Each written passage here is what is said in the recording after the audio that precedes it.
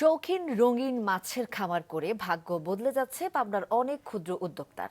আর এতে খুলে যেতে পারে ক্ষুদ্র উদ্যোক্তাদের অর্থনৈতিক সম্ভাবনা নতুন দ্বার, বলছেন মৎস্য বিশেষজ্ঞরা।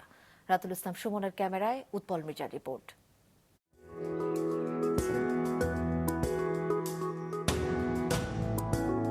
মাত্র 12,000 টাকা পুঁজি নিয়ে রঙিন মাছের ব্যবসা শুরু করেন পাবনার সদর উপজেলার নাজিরপুর গ্রামের ডিপ্লোমা প্রকৌশলী লাদেন খান। মাত্র 5 বছরের ব্যবধানে তিনি এখন অর্ধশত চৌবাচ্চা, 2টি পুকুর ও একটি অ্যাকুরিয়ামের দোকানের মালিক।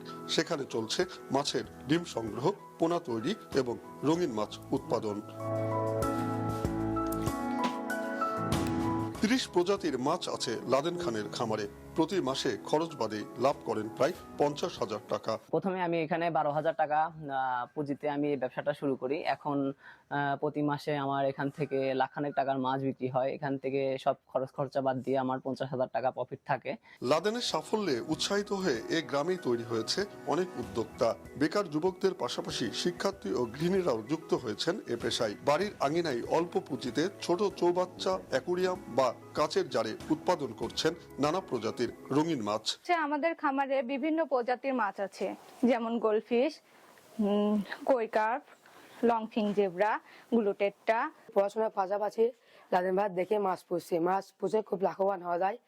এরপর মাছ, রঙিন মাছ দেখতে খুব সুন্দর, বাইরে থেকে টাকা পয়সা দিয়ে, হাত খরচের টাকা দিয়ে মাছ খুব পুষি। মুরগি ব্যবসা করতে গেলে আমার 20 লাখ 30 লাখ এরকম ইনভেস্ট করতে হয়। আমি এখানে দেখা যাচ্ছে তার থেকে কমে ইনভেস্ট করতে পারতেছি, তারপর আমার মুনাফাটাও বেশি আসতেছে। এখান থেকেই মাছ কিনে নিয়ে যাচ্ছেন দেশের বিভিন্ন প্রান্তের অ্যাকুরিয়াম ব্যবসায়ীরা। স্থানীয় মৎস্য বিভাগের মতে এটি অর্থনৈতিকভাবে সম্ভাবনাময় একটি ব্যবসা। বর্তমানে তরুণ প্রজন্ম অল্প পুঁজি দিয়ে খুব সহজে এই অ্যাকুরিয়াম ফিশ চাষ করছে। সাধারণত এটা গৃহস্থলীর বিভিন্ন স্বল্প জায়গায় ট্যাঙ্কির মধ্যে, ড্রামে এই মাছগুলো চাষ করা যায়। এর বংশবৃদ্ধি এবং প্রজনন অত্যন্ত সহজ এবং এতে মার্কেটিং এর একটা বিশাল সম্ভাবনা আছে। জেলা মৎস্য বিভাগ জানায় মাত্র 3 বছরের ব্যবধানে জেলায় গড়ে উঠেছে 60টি রঙিন মাছের খামার। উৎপল মির্জা, মাছরাঙা সংবাদ, পাবনা।